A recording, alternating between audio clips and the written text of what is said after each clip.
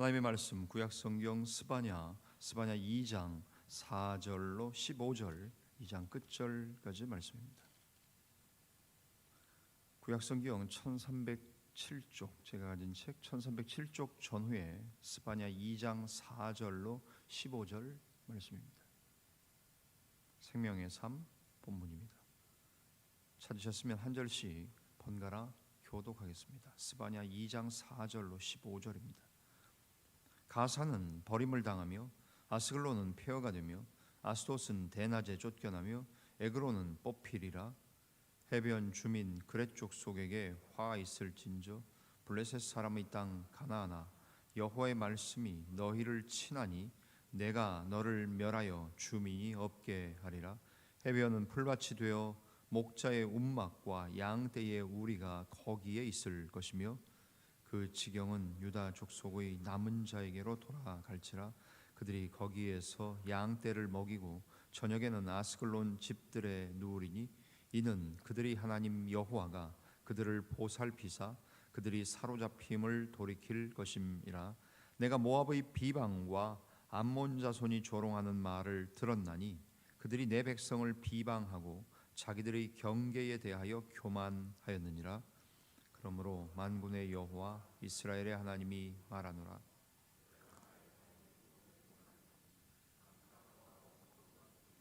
암몬 자손은 고모라 같을 것이라. 찔레가 나며 소금 구덩이가 되어 영원히 황폐하리니 내 백성의 남은 자들이 그들을 노략하며 나의 남은 백성이 그것을 기업으로 얻을 것이라. 그들이 이런 일을 당할 것은 그들이 만군의 여호와의 백성을 회방하고 교만하여졌습니다. 여호와가 그들에게 두렵게 되어서 세상의 모든 신을 쇠약하게 하리니 이방의 모든 해변 사람들이 각각 자기 처소에서 여호와께 경배하리라. 구스 사람들아, 너희도 내 칼에 죽임을 당하리라. 여호와가 북쪽을 향하여 손을 펴서 아수르를 멸하며 니느웨를 황폐하게 하여 사막같이 메마르게 하리니 각종 짐승이 그 가운데에 때로 누울 것이며 당아와 고슴도치가 그 기둥 꼭대기에 깃들이고 그것들이 창에서 우을 것이며 문턱이 적막하리니 백향목으로 지은 것이 벗겨졌습니다. 이는 기쁜 성이라 염려 없이 거주하며 마음속에 이르기를 오직 나만 있고 나 외에는 다른 이가 없다 하더니 어찌 이와 같이 황폐하여 들짐승이 엎드릴 곳이 되었는고. 지나가는 자마다 비웃으며 손을 흔들리로다. 아멘. 살아 계신 하나님의 말씀입니다. 오늘도 이 새벽 온라인으로 또 예배당에 나오셔서 원근 각처에서 기도하시는 종들 하나님의 은혜와 평강을 기원합니다. 오늘 말씀의 제목 자기 백성들의 대적을 멸하시리라 그렇게 정했습니다. 계속해서 스바냐는 유다의 심판을 예언하지만 또한 오늘 본문에서는 유다와 북이스라엘, 이스라엘 주변에 있는 다른 나라들에 대한 멸망을 선언하고 선포합니다. 먼저는 블레셋입니다. 4절부터 7절 전반절에 나오는 말씀이죠.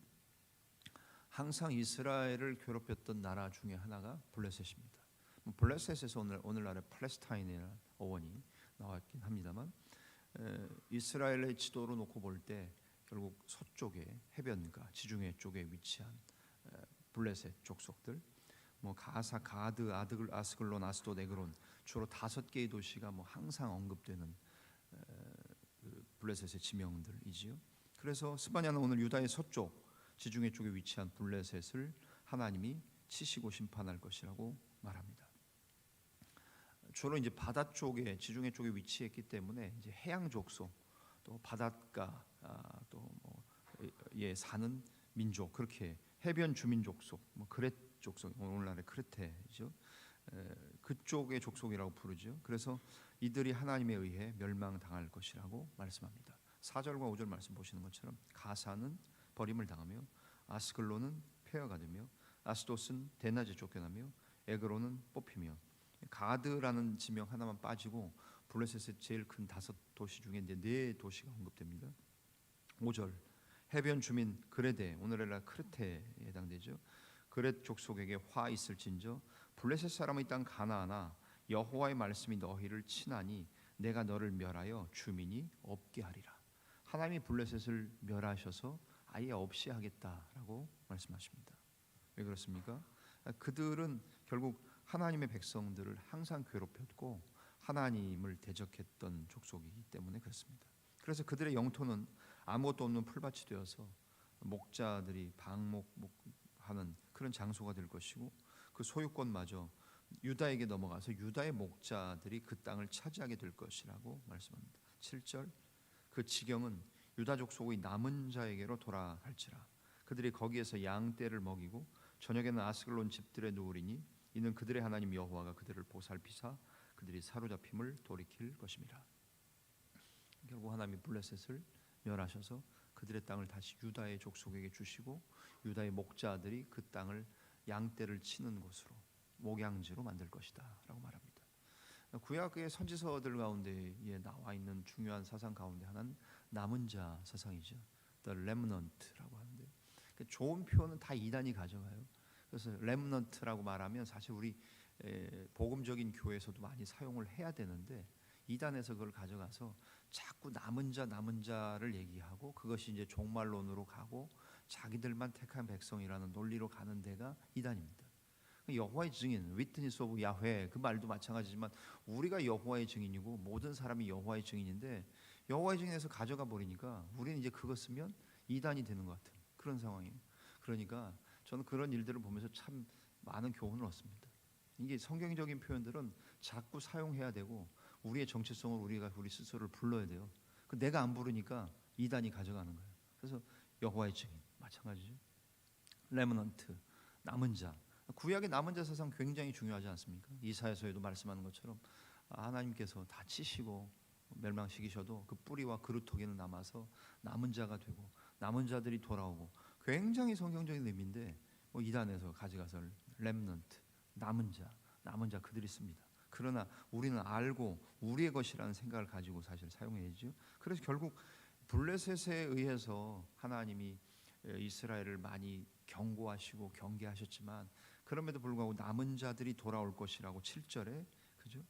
유다족 속의 남은 자에게로 그 지경이 돌아간다라고 말씀하시지 않습니까? 결국 스바냐는 블레셋의 멸망을 예언하면서 유다가 남은 자가 되어서 돌아올 것까지 내다보고 있는 겁니다. 하나님은 비록 유다에게, 하나님이 선택한 백성이지만 유다 백성들에게 고난을 주시지요. 그렇지만 숙적 블레셋을 멸망시키실 계획을 가지시면서 유다가 포로 생활에서 돌아올 때 정착할 수 있는 터전을 마련해 주려고 하시는 계획이 있다는 겁니다. 때로는 하나님의 백성들은 우리에게 고난과 어려움이 있습니다. 그러나 고난 그 너머에 있는 하나님의 뜻을 볼 줄 알아야 합니다. 하나님이 우리를 블레셋을 통해서, 저 가시 같은 블레셋을 통해서 우리를 계속 괴롭게 하신다. 하나님 블레셋을 좀 없애주시죠. 하지만 하나님은 결국 블레셋이 차지했던 땅을 이스라엘에게 주려는 하나님의 숨은 계획이 있다는 거예요. 두 번째로 모압과 암몬의 멸망에 대해서 중반절인 8절부터 10절에 말씀하고 계십니다. 이제 서쪽의 해양 도시였던 블레셋을 말했다면 이제 이스라엘의 동쪽에 모압과 암몬에 대한 심판을 이야기하십니다. 모압과 암몬은 사실 이스라엘보다 강대한 나라는 아니었습니다. 오히려 이스라엘과 유다의 지배를 받던 나라예요. 근데 유다의 세력이 약해지자 이들은 교만한 태도로 유다를 조롱했고 또 아수르와 바벨론의 유다 침공을 도와주는 역할을 했고 그 대가로 유다의 영토를 차지하려고 했습니다. 8절과 10절이 그 말씀인데요. 내가 모압의 비방과 암몬 자손이 조롱하는 말을 들었나니 그들이 내 백성을 비방하고 자기들의 경계에 대하여 교만하였느니라.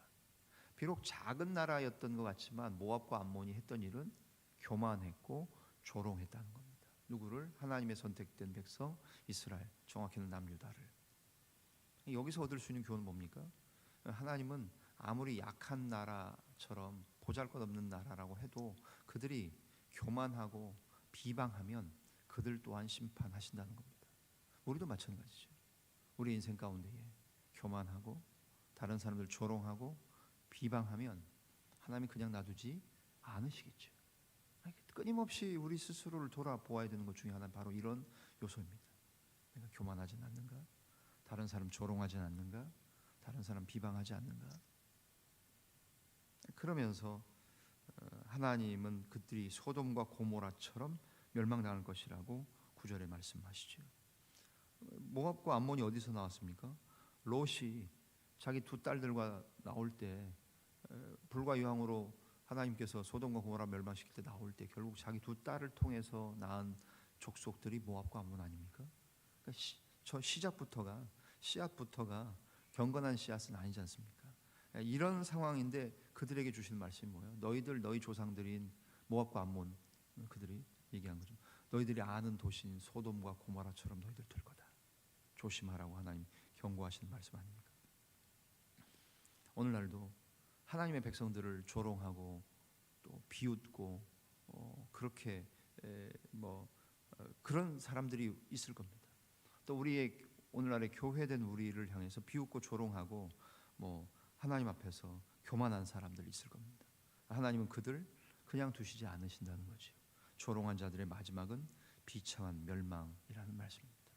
우리도 다른 사람 조롱, 비웃고 교만하고 하는 일들 안 해야 되지만 우리를 그렇게 여기는 사람들 하나님 그냥 두시지 않고 그들을 멸망시키려는 모압과 암몬처럼 멸망시키겠다는 하나님의 말씀도 해당되는 겁니다. 마지막 11절부터 15절 후반부에서는 앞에 블레셋, 모압과 암몬 그들을 하나님이 멸하시겠다고 하신 것뿐만 아니라 세상의 모든 나라, 하나님을 대적하는 모든 나라를 멸하시겠다고 11절부터 15절 후반부에 말씀하고 계십니다. 하나님은 이제 세상의 모든 신을 쇠약하게 하겠다고 선언하고 계십니다. 11절 보시면 11절 여호와가 그들에게 두렵게 되어서 세상의 모든 신을 쇠약하게 하리니 이 땅에 있는 모든 거짓된 헛된 신들을 하나님 쇠약하게 하시겠다고 말합니다. 당시 고대 근동은 지금보다 훨씬 더 신을 섬기고 신 중심의 그런 문화였지 않습니까? 그래서 자기들의 신을 내세웠고 전쟁에 나가서의 싸움도 이 민족과 저 민족의 싸움이 아니라 우리 신과 저쪽의 신의 싸움이었잖아요. 그거는 우리가 이집트 탈출했던 출애굽기에서도 보는 것처럼 파라오가 신 자체였지만 그들이 생각했던 이집트에서 다 신이라고 생각했던 그죠? 개구리, 파리 다 하나님 10가지 재앙 주셨던 것들이 다 그들이 신이라고 생각했던 것들을 하나님이 보기 좋게 그냥 한 방에 보내시지 않습니까? 모든 신들 위에 뛰어나신 우리 하나님, 모든 왕들 중에 위대하신 우리 하나님, 그 하나님께서 세상의 모든 나라를 심판하시겠다. 자기들만의 신을 내세우는 거, 그 나라 모든 신들 모두 멸망시키고 신들을 무너뜨리시겠다. 마지막에는 모든 땅에서 여호와 하나님만을 예배하게 하실 것이다 라고 말씀하는 거죠. 11절 하반절. 자, 이방의 모든 해변 사람들이 각각 자기 처소에서 어떻게 해요? 여호와께 경배하리라. 이방의 모든 나라의 사람들이 자기 처소에서 여호와를 경배하게 되는 일. 선지서에서 말씀하는 것 아닙니까? 이사야에서 말씀하는 것 아닙니까? 대저 물이 바다를 덮은 것 같이 여호와의 영광을 인정하는 것이 온 땅에 충만하게 되리라. 여러분 가만히 생각해보면 웃긴 말 아닙니까? 물이 바다를 덮은, 아니 바다는 물로 돼 있어요. 쉽게 생각하면. 근데 그걸 뜯어서 생각해보면 그렇지, 물이 이 바다를 덮은 거예요. 그것처럼 여호와를 아는 지식이, 하나님의 영광이 온 세상을 충만케 하고 가득하게 하시겠다는 하나님의 말씀은 굉장히 우리를 가슴 뛰게 하고 설레게 하는 말씀 아닙니까? 그것처럼 마지막 때에는 하나님께서 모든 나라를 멸망시키시고 모든 신들을 무너뜨리시면서 온 땅에서 여호와 하나님만을 예배하게 하시겠다. 오직 하나님이 영광 받으셔야 된다는 당위성을 가지고 하시는 말씀이죠. 그런 차원에서 하나님이 어떻게 하실 것인가에 대한 하나님의 영광을 드러내시고 있지 않습니까? 그러면서 계속해서 하나님 유다의 먼 남쪽인 아프리카의 구스, 오늘날의 에티오피아 역시 멸망당할 것, 또 북쪽의 아수르 뿐만 아니라 니느웨, 그 도시들까지 다 하나님께서 멸망시키실 것이라고 말씀하고 있는 겁니다. 그러면서 생략하고 15절, 이는 기쁜 성이라 염려 없이 거주하며 마음속에 이르기를 오직 나만 있고 나 외에는 다른 이가 없다 하더니 어찌 이와 같이 황폐와 들짐승들이 엎드릴 곳이 되었는고 지나가는 자마다 비웃으며 손을 흔들리로다. 아수르의 또 니느웨의 그렇죠? 그 도시와 수도들, 아수르의 도시였던 니느웨, 거기도 황폐하게 돼서 떵떵거리며 교만했던 15절의 모습이 그것이 완전히 어떻게요? 황폐하게 되게 하시겠다고 말씀합니다. 하나님을 두려워하지 않고 하나님의 백성들을 대적하고 해하는 자들, 아무리 강대한 나라라고 하더라도 멸망의 심판을 피할 수 없다는 말씀입니다. 우리 하나님을 잘 생각해야 됩니다. 우리가 믿는 하나님, 내 아버지이신 그 하나님이 어떤 분이신가, 나에게는 어떤 분이시며 믿지 않는 자들과 온 세상과 열방 가운데에 내 하나님은 과연 도대체 어느 정도의 위치이신가 생각을 해야 되는 거죠. 지금도 하나님의 교회된 오늘의 유형교회나 무형교회된 교회는 세상의 문화와 가치관에 의해 또 교회를 대적하는 자들에 의해 고통당하고 있지요. 우리들을 조롱하는 사람들 많습니다. 기독교 어떻게 이렇게까지 되었습니까? 발에 땅에 떨어져서 교회, 교인, 목사 참 이런 상황까지 오지 않았습니까? 그러나 그럼에도 불구하고 결국에는 마침내는 끝에 가보자는 거죠. 교회는 승리하고 하나님께서 교회를 결코 영광을 잃어버리게 하지 아니하시고 가장 하나님에게 있어서 영광스러운 교회, 주님의 교회, 우리 자원교회인 뿐만 아니라 교회된 우리 각자 한 사람들을 생각하면 하나님이 우리를 어떻게 하실 것인가, 결국엔 주님이 승리하시고 세상의 모든 민족들로부터 높임 받으실 것이라고 말씀하고 있는 것 아닙니까? 그런 상황 속에서 하나님의 나라 반드시 승리한다는 믿음으로 세상 앞에 당당히 서며 우리도 이 멸망당하는 나라들과 열국을 보면서 그들은 왜 멸망당했을까? 그들의 힘을 의지하고 강대국이라고 약소국이지만 하나님의 백성은 유다를 조롱하고 비웃고 교만하고 하면 작은 나라도 하나님 멸망시킨다고 말씀하시고 세상의 모든 신과 헛된 우상들 다 하나님 무너뜨리시고 오직 하나님만이 영광 받으시고 영광 받으시기를 기뻐하시는 그 하나님을 믿음으로 결국 교회는 승리하며 결국 하나님의 백성은 승리한다는 믿음을 가지고 오늘도 믿음으로 하나님 앞에 그리고 세상 앞에 당당히 나아가시는 저와 여러분의 복되고 거룩한 하나님의 삶이 되어지시기를 주님의 이름으로 간절히 축원합니다. 기도하겠습니다. 하나님 아버지 감사합니다. 자기 백성의 대적들을 멸하시겠다고 말씀하신 하나님, 스바냐 시대의 그 정치적인 상황에서 뿐만 아니라 오늘 2023년 11월 마지막 주간을 보내고 있는 우리들의 삶 가운데서도 하나님은 분명히 하나님의 의지를 드러내시는 줄 믿습니다. 하나님, 하나님의 교회가 조롱당하고 비웃음거리가 되며 우리를 업신여기는 사람들도 있습니다. 하나님의 영광이 땅에 떨어지는 것 같은 때도 있습니다. 그러나 하나님 말씀하십니다. 블레셋과 같은 강대한 나라도 모압과 얌몬같이 작지만 그러나 하나님의 백성들을 조롱하고 비웃고 교만한 나라들도 하나님 멸망시키시며 세상의 모든 나라들, 하나님을 대적하는 모든 땅을 하나님께서 심판하실 뿐만 아니라 이 온 땅에서 여호와 하나님만을 예배하게 하실 것이라고, 오직 우리 하나님만이 영광을 받으실 것이라고 말씀하십니다. 분명한 믿음을 가지며 사는 저희들 되게 하여 주옵소서.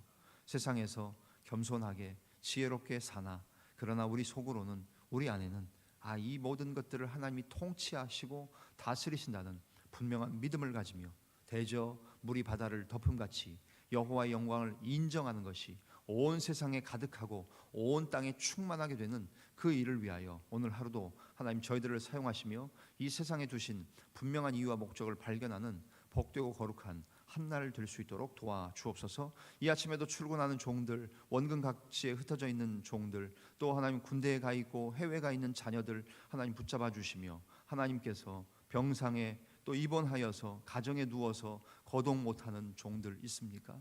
주님, 그들을 붙잡으셔서 어서 속히 건강케 하시고 온전케 하셔서 함께 달려나와 이곳에서 함께 기쁨으로 하나님을 찬양하며 예배하는 그 감격이 어서 속히 있도록 인도하여 주시옵소서. 오늘 하루도 우리의 삶을 주님께 맡기며 고마우신 주님, 예수님의 존귀하신 이름으로 기도하옵나이다. 아멘.